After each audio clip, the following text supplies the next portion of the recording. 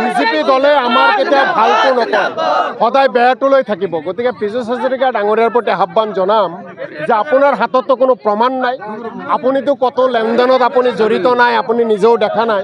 গতিকে কংগ্ৰেছ দলক সমালোচনা কৰিবলৈ যাওঁতে আপোনালোকে মিছা অপবাদ নিদিব, বদনাম নিদিব। যদি প্ৰমাণ নাই, মই পীযুষ হাজৰিকা ডাঙৰীয়াৰ প্ৰতি মই আহ্বান জনাইছোঁ আৰু তেখেতক চেলেঞ্জ কৰিছোঁ, তেখেতে তথ্য প্ৰমাণ সহকাৰে অসমৰ ৰাইজৰ আগত অৱগত কৰক যে কংগ্ৰেছত টিকেটৰ ক্ষেত্ৰত ধনৰ লেনদেন হৈছে। এনেই কংগ্ৰেছক অপবাদ দিবলৈ তেওঁলোকে চেষ্টা নকৰিব।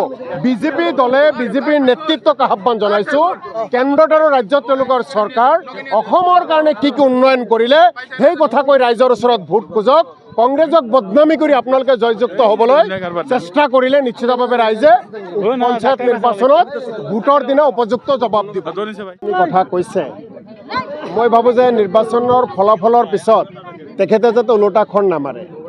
আমি ৰঞ্জিত দাস ডাঙৰীয়াৰ কথাখিনি মনত ৰাখিছোঁ। অসমৰ ৰাইজে সিদ্ধান্ত ল'ব, সিদ্ধান্ত ৰঞ্জিত দাস ডাঙৰীয়াৰ হাতত নহয়। গতিকে এইবাৰ কংগ্ৰেছৰ ফলাফল ভাল হ'ব। ৰঞ্জিত দাস ডাঙৰীয়াই তেখেতৰ কথাখিনি পালন কৰে যাতে, তাৰ বাবে আগতীয়াকৈ আহ্বান জনাই থলোঁ।